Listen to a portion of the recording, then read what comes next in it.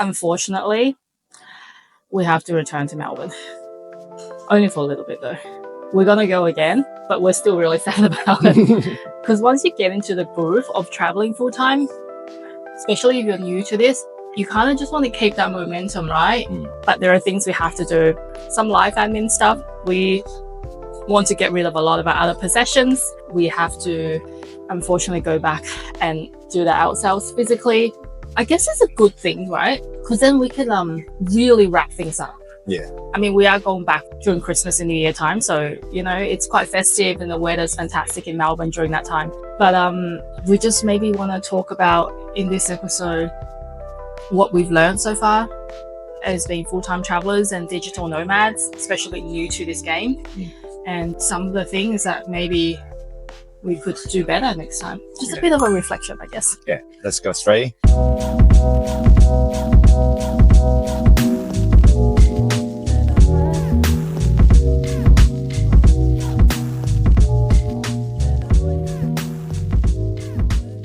All right. Yeah. I guess we could start off by just talking about the highs. Yeah. So the highs of traveling obviously is a fantastic lifestyle. We are always very grateful that we're able to do this. Don't get me wrong. I think we actually put in the work to create this life for us. And we believe anyone could do it if you want to. There are definitely a lot of perks of being full-time traveler. First thing is like you get to explore the world. I think that's pretty cool. Yeah. That's why everybody wants to be a digital nomad, a full-time traveler, because they get to do that, right? Yeah, you get to see new things, explore like new culture, try different type of food, which we love. We do. When you travel, you get to see new things, new experiences. Yeah. You come, across these scenarios that you never experienced before in your hometown. And for us, like I feel like we're pretty well traveled prior to this experience. This is a whole nother level. We got to Europe this year, which is cool. Yep. Was actually my first time in Europe, so I've been wanting to go there for so long, and finally did it. We had some really good times in Europe, but also some not great times because we were like sort of working, and then it was quite new. And Europe is really expensive. I don't think we budget for it. I think another thing I really love is just like meeting other people who are like us. Yeah. One of the reasons why we left Australia or been wanting to leave for so long is because we feel like the vibe match is just not there anymore. We love our friends and families, but like I think we're just at the stage that especially our friends in a different stage of their lives as well, especially they could be very busy with families. Yes. And we are different, so yeah, I don't think we've spoken about this openly, but like we choose to not have children. That's by choice, and because of just we want to live differently. And not that like our friends are not supportive of that decision, it's just our lives are different. So I think when you're just doing it on your own in that kind of space, you feel lonely sometimes. Sometimes you do question your choices because you're like, is this weird? But then once we travel, we met so many people, all different cultures and ages. It's not just like people who are exactly like us. They all have they want the same thing. They have a similar outlook on life. And I think that's so cool to just meet those people and finally feel a bit like we're not alone, I guess. And it's so easy to meet. I think people are so much more open. I think that's another highlight is people are so much more open to chat, to talk about their lives, their stories, share some stories, talk about travels. I think another highlight would be being able to work anywhere and really kind of see what we could do as digital nomads. We've never done this prior. So to be able to do that and then go, yes, this is achievable, it's that sort of validation that you could basically do anything if you put your mind to it. I'm obviously a planner. I don't know if you could tell. So I like put a lot of things in place to kind of ensure that we're going to be okay when we took off. And it's just seeing that we're okay. Like we're 10 months in now. Full-time traveling. We're totally fine. We're more than okay. So That's all the great things. Yeah. What about the challenges? I think one of my pet hate is when people say to me, have a nice holiday. Oh my God. That irks me way more than it annoys you, because we're so aware that like we just live a different lifestyle. We're not on holiday. We're absolutely not on holidays for like 10 months. We're definitely not doing that. We put in so much work into this lifestyle, and then to kind of just, I guess, someone to say, oh, you're just having a nice chill time, you know, it's a privilege. It is a privilege, but like almost like we got lucky. It's like, not really. Yeah, I guess it's just kind of like, for me, it's just blocking out those noises and trying to like focus on what we're doing. Yeah. I guess, and not let those kind of old energy, these old what do you call it? I don't even know what you call it. Mindset. Yeah. Kind of pull us back in that place, because we're growing still. We're still developing as full-time travelers. Yeah. Yeah. Yeah. What about you? How do you feel? I feel like the challenge for me at first is just try to find the balance between work and enjoying the moment. It's a big switch between working full-time back in Melbourne to traveling full-time and have to Work also those similar hours. Yeah, and then just try to schedule the work in, so you don't feel like you miss out on the fun, but you don't want to like neglect we have shit to do. Yeah. We're filming. I also, obviously, like, I have a job, I have my own business, you do a lot of the content, like there's a lot to do still. Yeah. So I guess another challenge when especially you talking about like the work schedule, is if you're moving too fast, it's not good. Absolutely travel slow, right? We learned that the hard way. We did pretty fast moving, I would say, in Europe. It was hectic, and we did that for 5 months. I don't know, it just felt like we were moving too quickly. Really, really hurt us in terms of like just physically and mentally, because you feel like you never achieve anything. Yeah, and I think because of this time we actually have a lot of work done as well. Work to do, yeah. Just by the time you like settle in one place, like get your work set up, and then try to see what you can explore outside of your working schedule. You have to pack and then leave. And it's just feel like a bad rush. It was so tiring. Yeah. Also think when you're traveling full-time, you tend to sometimes be a bit more vulnerable and fall into the romance of wanting to see everything.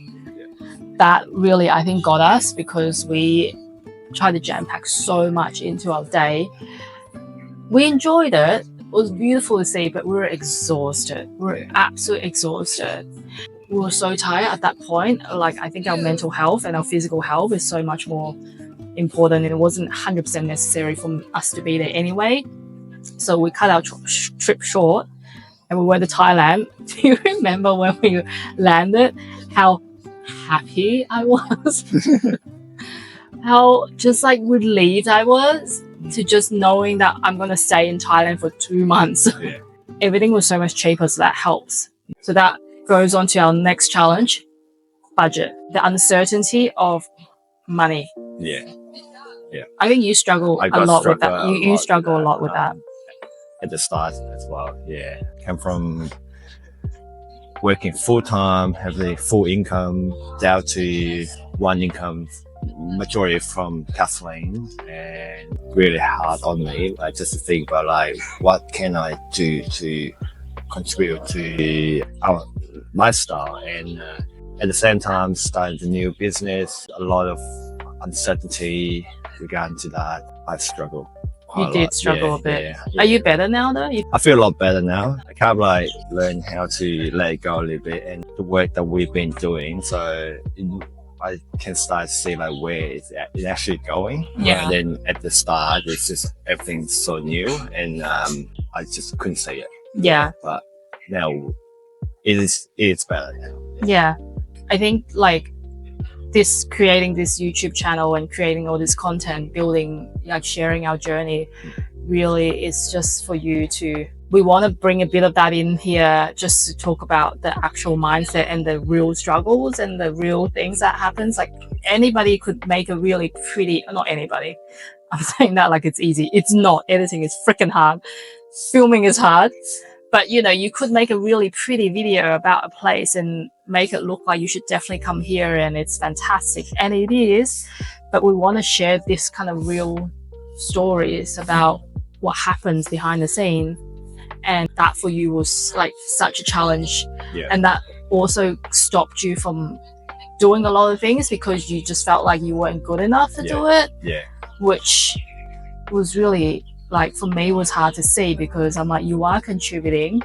It's just we need to get our head in the right space that we're getting somewhere with this. So anyone who subscribed to our channel and like comment or like, we're very grateful for that because we're so new to this. So it's nice to have that kind of support and people actually like want to listen to what we have to say because we put a lot of work into it and it's getting somewhere.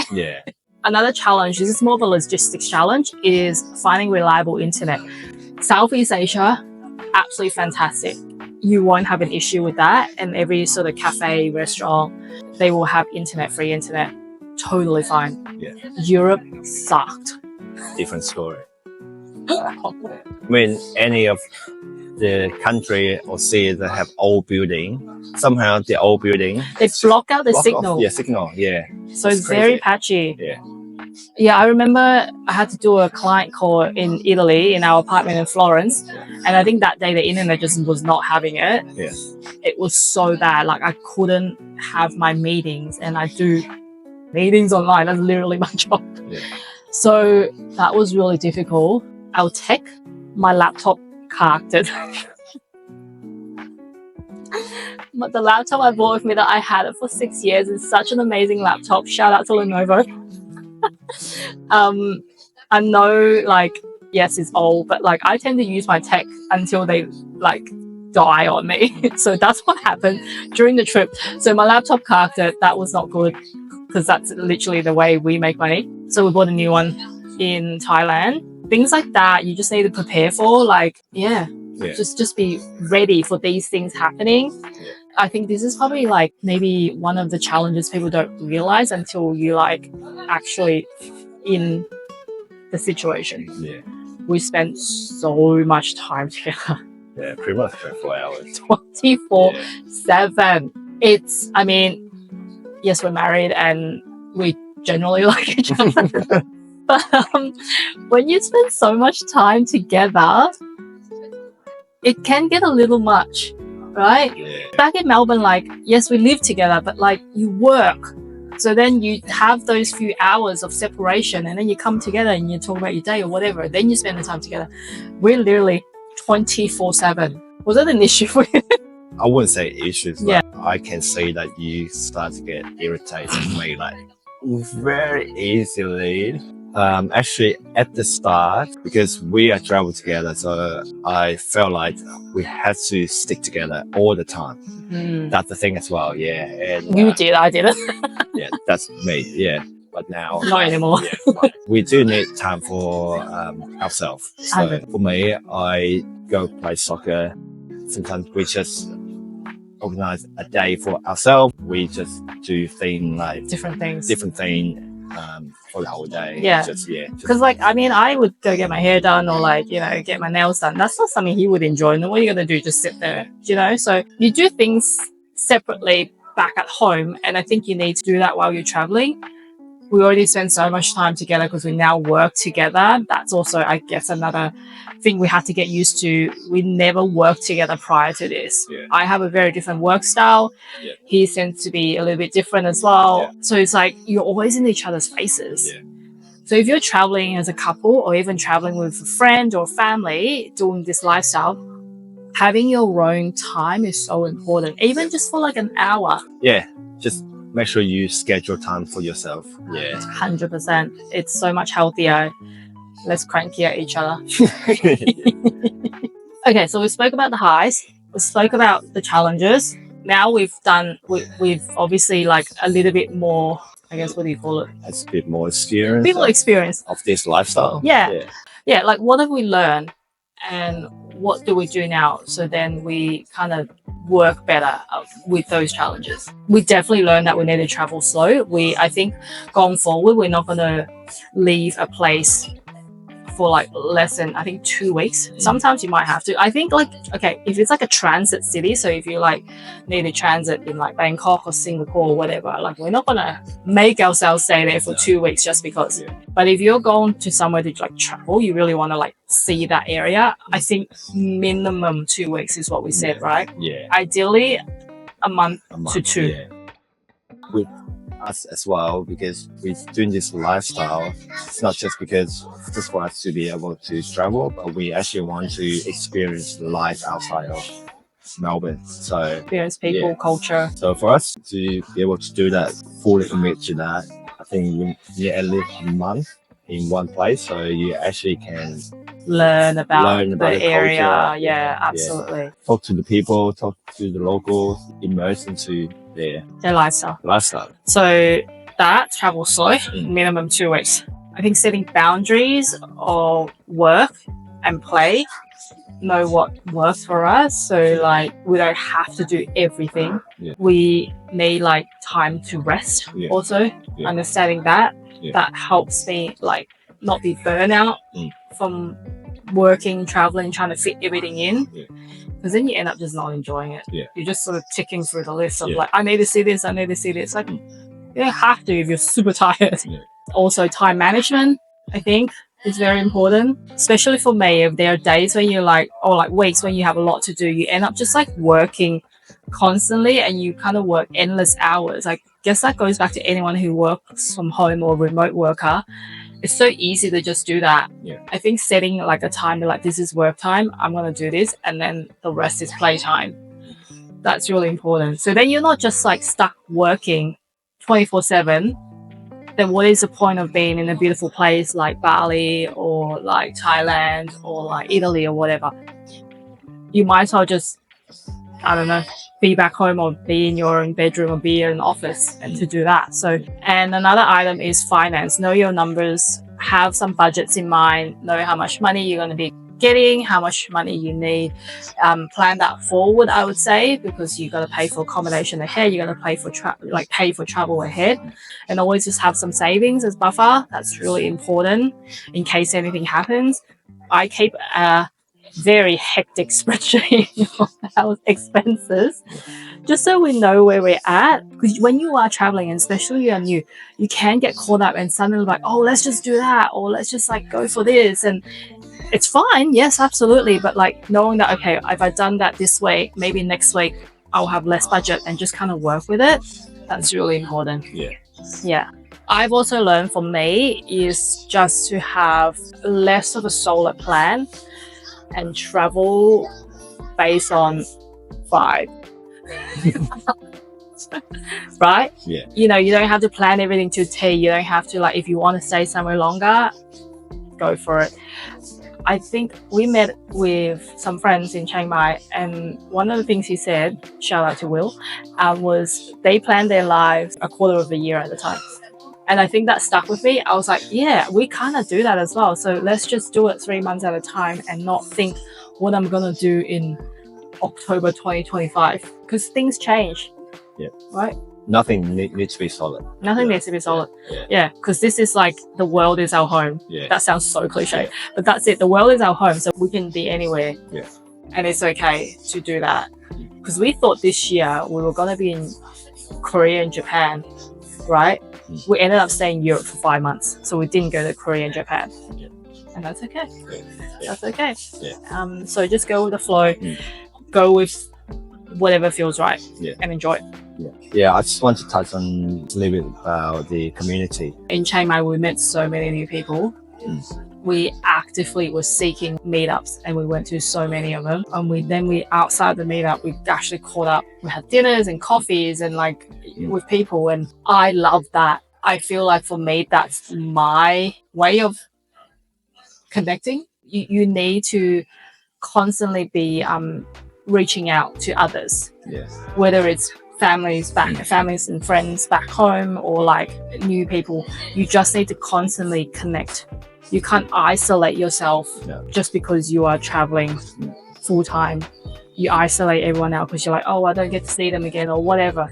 And I do love that for you as well, because I feel like when we first started, you still quite a bit reserved about Yeah, I was. other people, and so I did try to connect with group. Like for me, it's easy for me to connect with other community groups.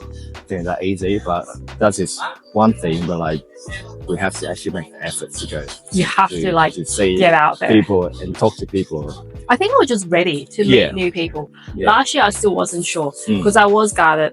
And the point is, like in Melbourne, it's really, or in Australia, it's hard to make adult friends.